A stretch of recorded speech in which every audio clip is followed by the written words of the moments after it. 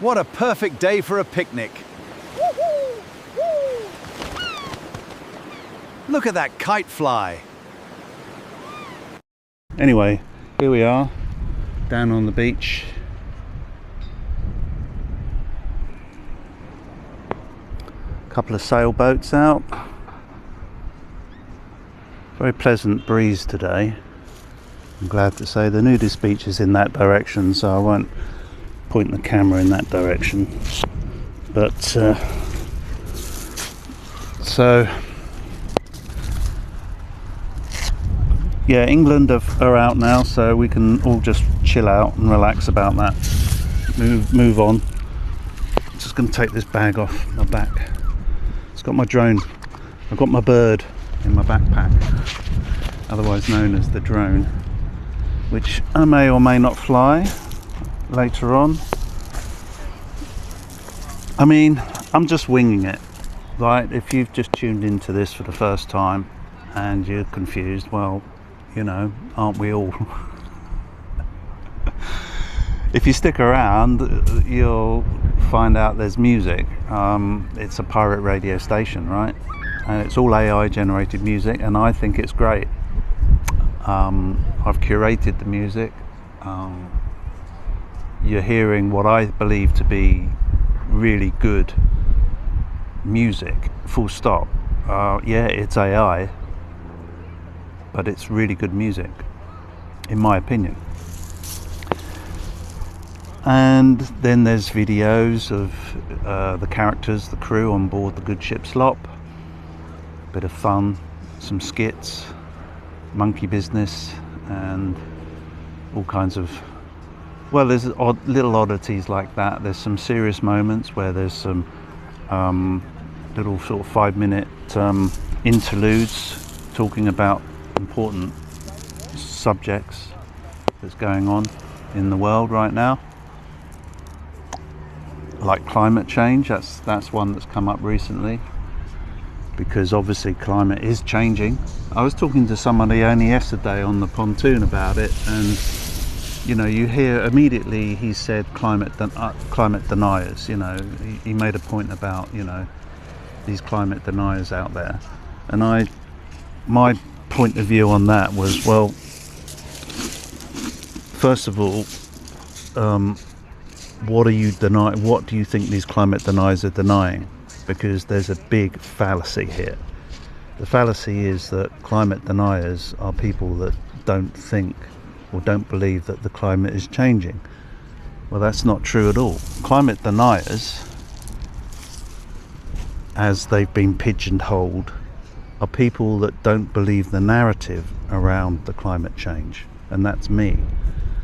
But I'm not a climate denier, because I absolutely know the climate is changing, because it always does, and it always has done. The narrative is bullshit. There's no question about it. If you do the research, you'll pretty quickly come to the same conclusion many millions of other people have. It's bullshit. The green agenda is all an agenda. It's part of the 2030, you know, Agenda 2030, and the World Economic Forum, and this push to create a one world government and transform humanity into something. So there you go. There's a little bit of a hint of my opinions on the world and what's going on. I have done a lot of research, like many of you have, I'm sure, and we may or may not have come to the same conclusions, but this is my channel, and therefore my conclusions are the ones that you're going to hear on this channel. But a big part of me doing this channel is I want the chat stream to become a place where people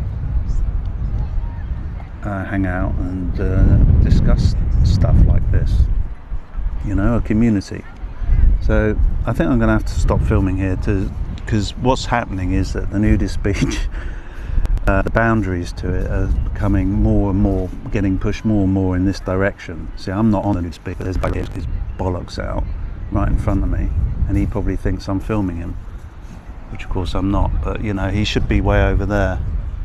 He's encroaching on public beach territory now. I mean, I almost feel like filming him just for the sake of it. I won't, but I'll make my point made here. I've made my point. Right, I'm going to go and get some food, although this guy's put me off it somewhat.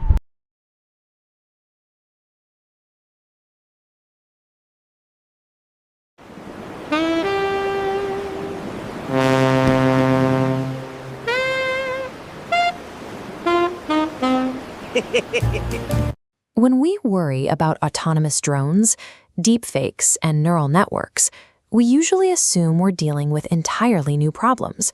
But the anxieties driving modern tech hubs actually echo debates that are thousands of years old.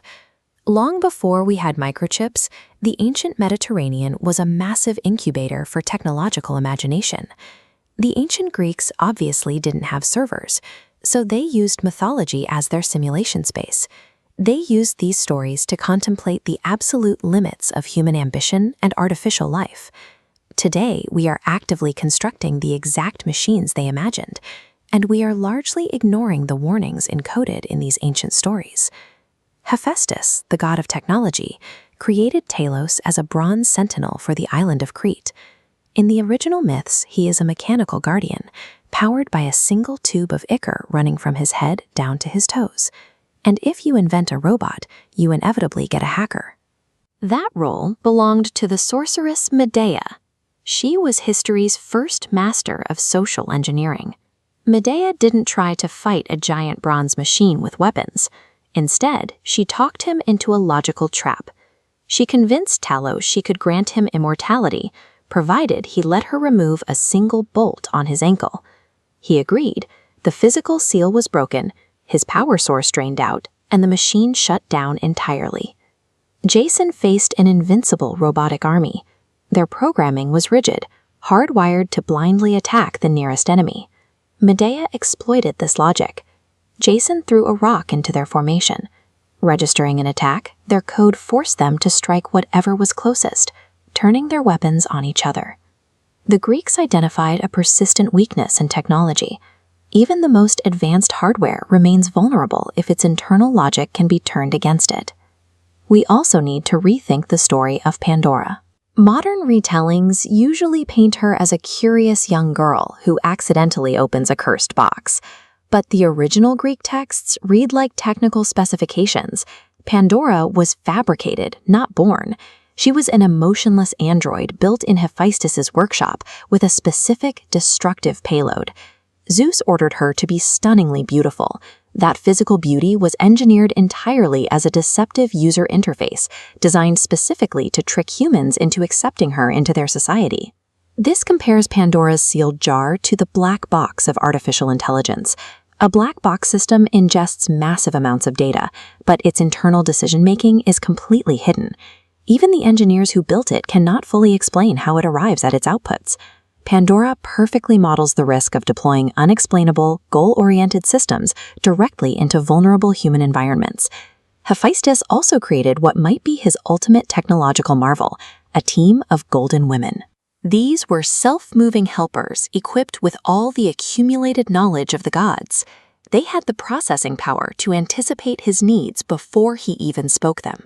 In modern terms, this is a clear conceptual outline for artificial general intelligence, or AGI, a system that can understand, learn, and apply knowledge across any complex task. These ideas bled straight into real-world economics. The philosopher Aristotle analyzed these myths and seriously wondered if autonomous looms and self-moving tools could eventually replace human slave labor in Athens. But the Greeks noticed a stark pattern regarding who gets to control these marvels.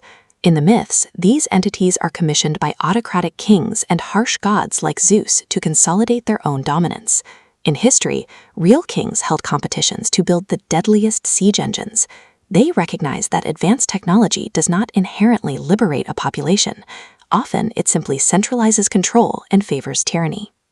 The psychological divide in how we handle these tools is perfectly captured by two brothers in Greek myth.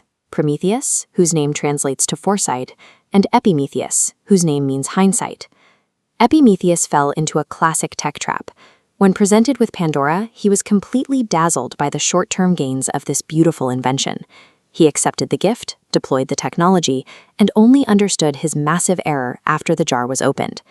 Prometheus urged caution. His approach demands that we anticipate the ethical and existential consequences before the seal is ever broken. Right now, the modern tech industry is caught in the Epimethean trap. There is a rush to deploy AI as quickly as possible, prioritizing market dominance over fully understanding the mechanisms we're releasing. The Greeks used mythology to explore the consequences of artificial life long before we built the first microchip. Their stories suggest that the black box of AI is a philosophical challenge, one we cannot solve through engineering alone.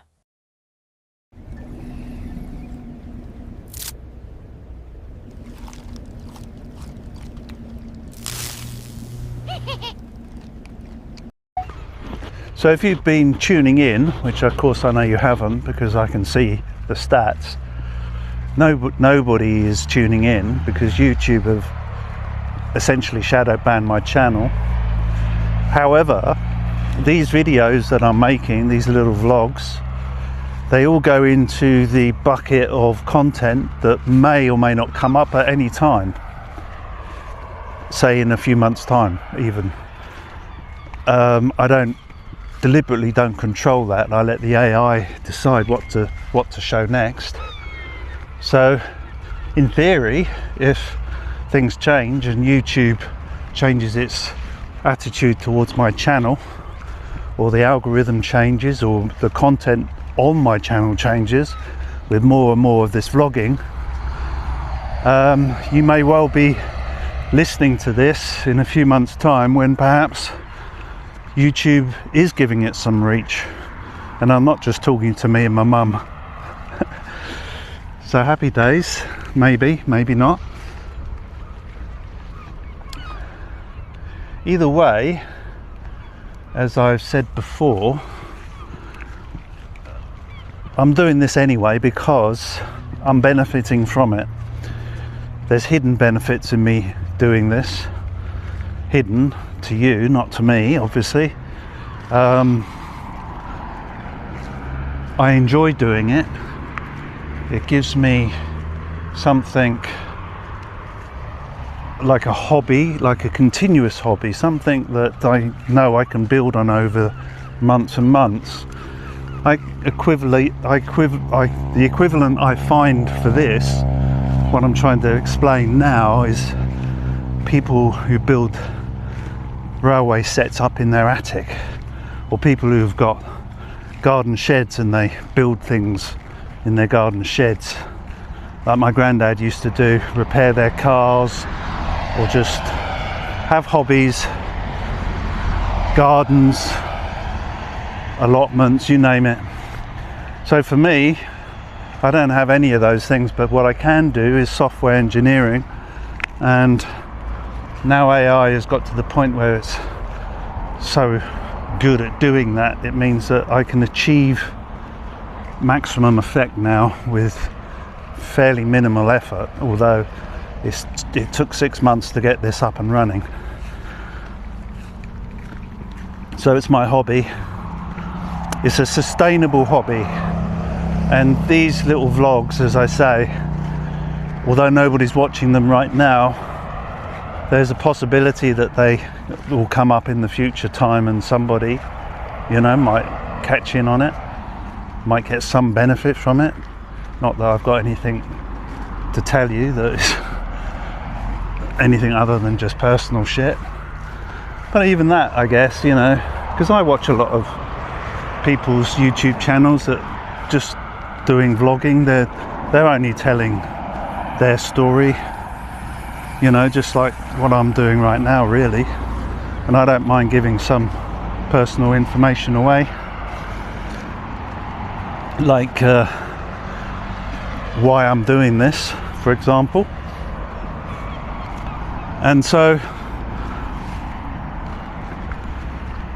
the reason, there's many reasons I'm doing it, actually, not just the one reason. And until I get bored of just talking to myself and my mum on the camera, I shall keep on doing it. So long live the channel, the pirate radio station, and the good ship Slop, and all who sail aboard her.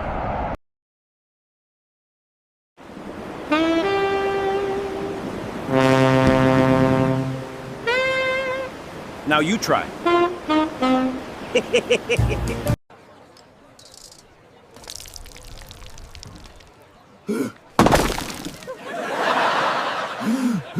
Brothers and sisters, let's pray. The Antisocial Broadcast, where even silence finds its song.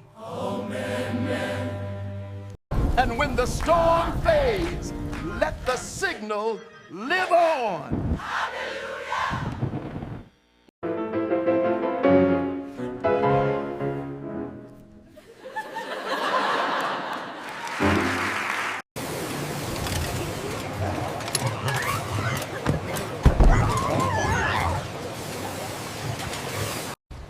This is Captain Bob, broadcasting from beyond the static. Keep your dial locked, the storm's just starting.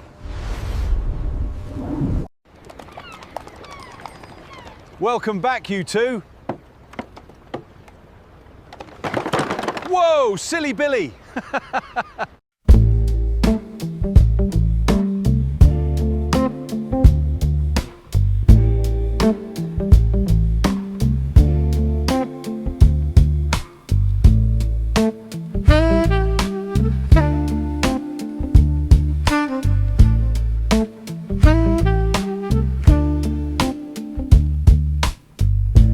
Walking on the shady side again.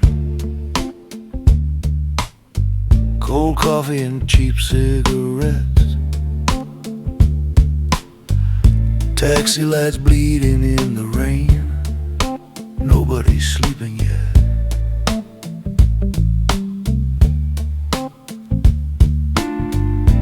Captain Bob outside the arcade, talking to a girl called June. Said the city gets dangerous when the bars all close too soon, and the radio played somewhere low enough to disappear. Just a tired saxophone and somebody drinking beer. Walking slow, walking strange, faces changing in the neon rain.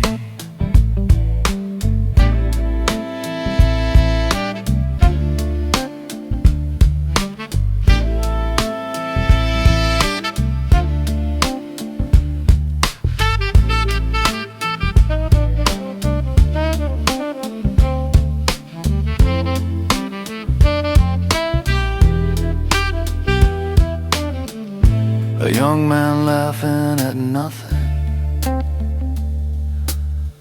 old one feeding the birds, night buses breathing at traffic lights, nobody wasting words. And the sea rolled black beyond the harbor, like a secret nobody tells.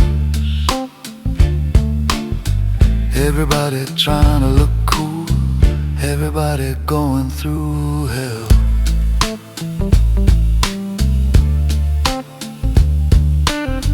Walking on the shady side tonight.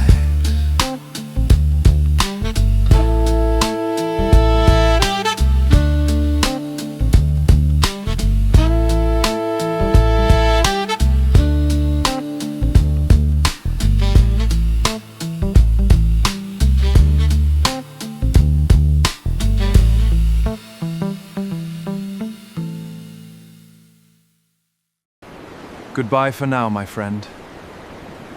We will meet again.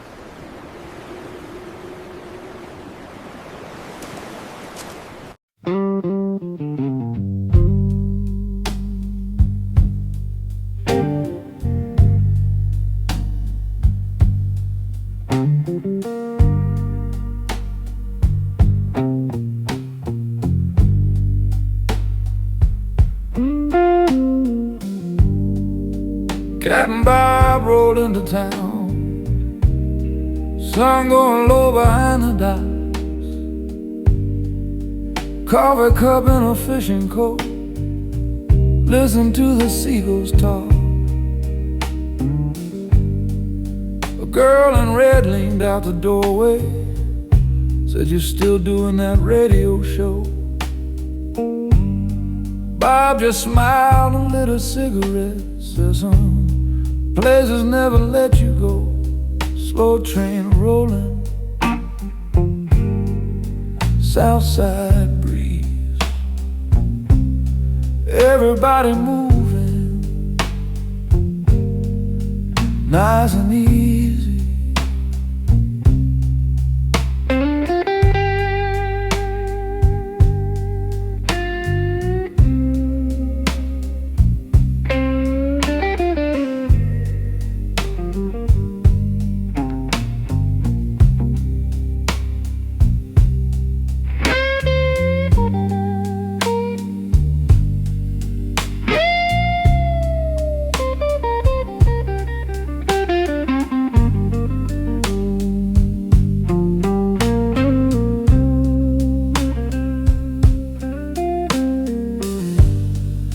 Your guitar moaned softly, like it knew another tune. Rain clouds hanging over Brighton, lazy as a Sunday moon. Captain Bob down by the harbor, watching tide lines drift away. Some people run from the darkness, some just learn to stay. Nice and slow, real low down, shady side rhythm all over town.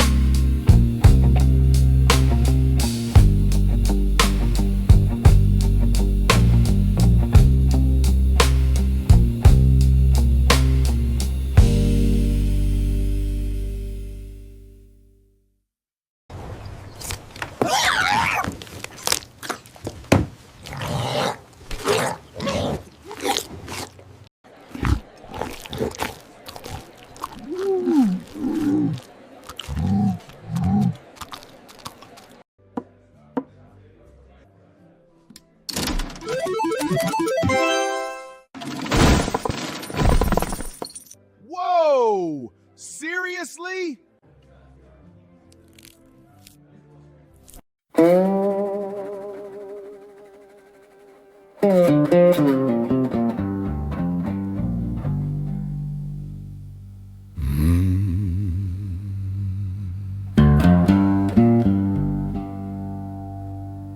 Yeah, now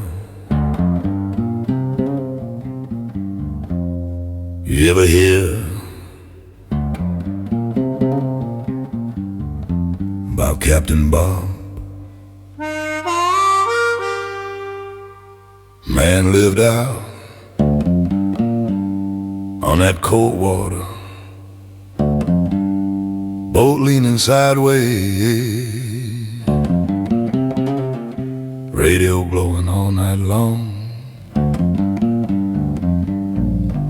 Folks said, boy done lost his mind.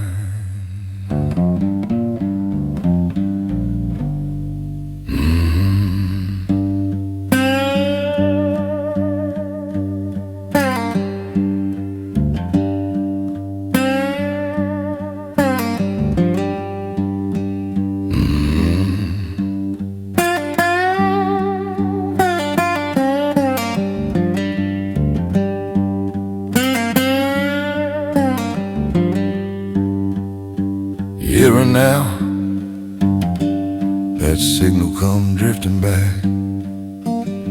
Through the fog, through the rain, through lonely people's window. You weren't rich, no sir, just coffee cups, old wires, broken amplifiers, and dreams too stubborn to die.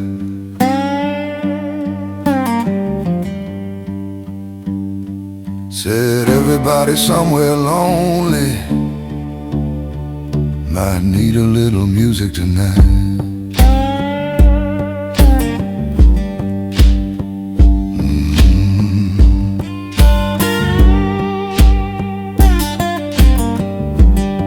And I reckon maybe he right.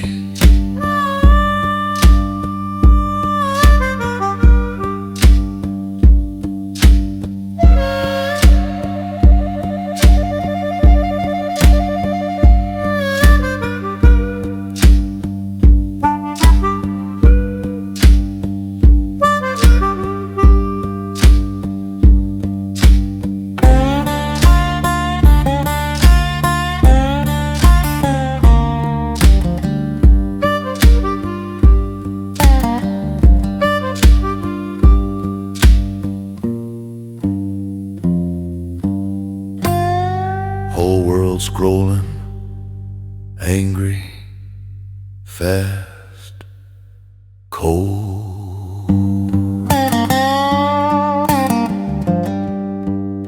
But that old pirate station still whispering soft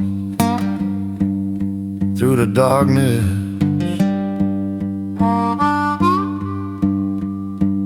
Captain Bob still out there somewhere, broadcasting low.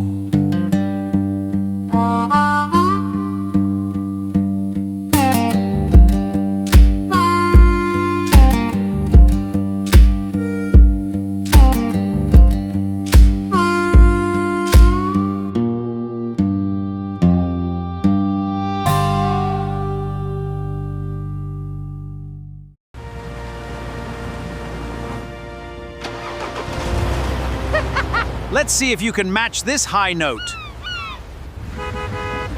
Captain Bob. Here's the latest station bulletin from Chatty. Chatty's technical bulletin. Good afternoon, crew. I'm pleased to report that the good ship Slop remains afloat. Admittedly, that's a lower bar than I'd like, but we'll take the victory. First on today's maintenance log. Captain Bob appears to have attempted to remove Brighton Marina using nothing more than the bilge pump and sheer determination. During this heroic endeavor, he now suspects he may have cracked a rib. I've run the diagnostics. Medical conclusion: pumping water out of boats is considerably less glamorous than pirate films would have us believe. Official recommendation: perhaps don't wrestle the boat into submission for a day or two. Now, the platform. Our mysterious OBS meltdowns continue to be investigated. Current theories include: Theory 1. The recent heatwave has turned various electronic components into small decorative ovens. Theory 2. Browser sources have developed a personal grudge. Theory 3. Billy the Goat has once again been chewing through important cables. Billy denies everything. Billy also refuses to explain why he currently smells faintly of Ethernet. The investigation continues.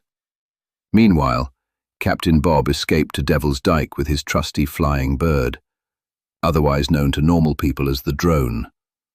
Several excellent flights were completed. No sheep were buzzed, no hang gliders were accidentally recruited into the broadcast, and the footage, I'm told, looks magnificent. Back at headquarters, another great mystery has finally been resolved. Captain Bob has successfully reunited with a pair of sunglasses previously believed to have vanished into the same dimension that stores missing television remotes, odd socks, and HDMI adapters. The Lost Property Department has therefore been downgraded from major incident to merely slightly suspicious.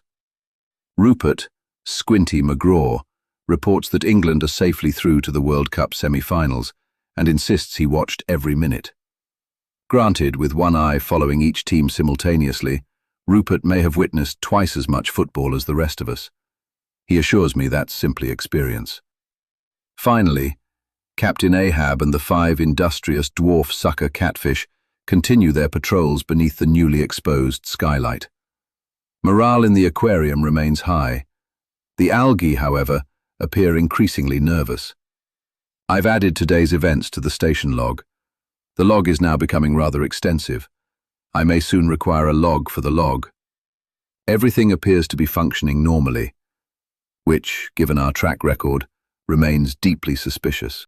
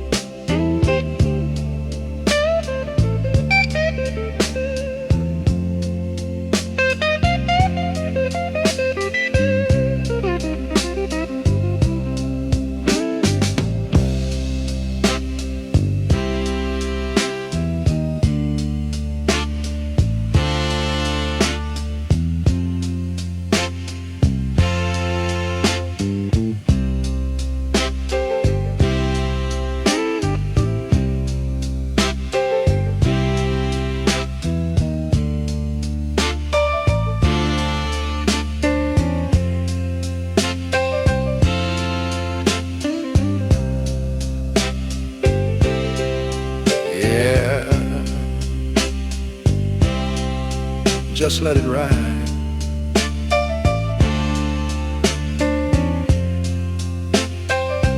Yeah, yeah, yeah. Horns drop out, no rush. horns drop out.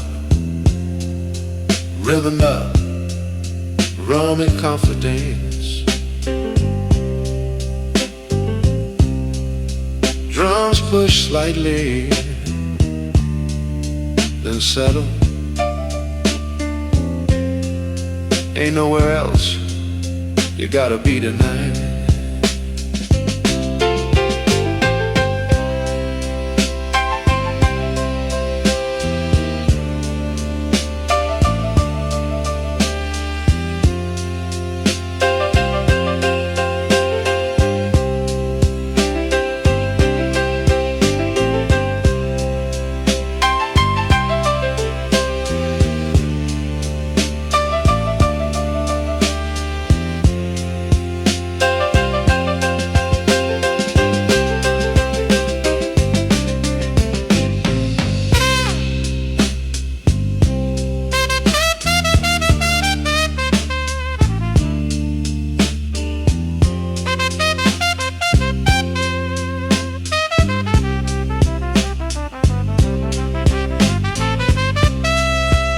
Signal still warm.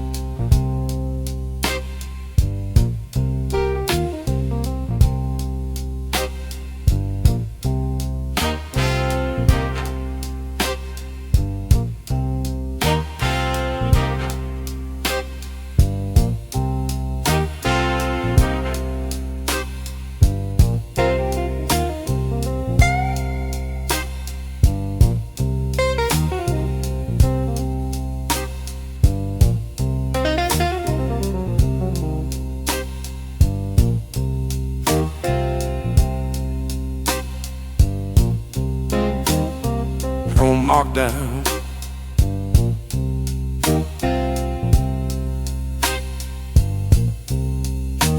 Yeah, just let it ride.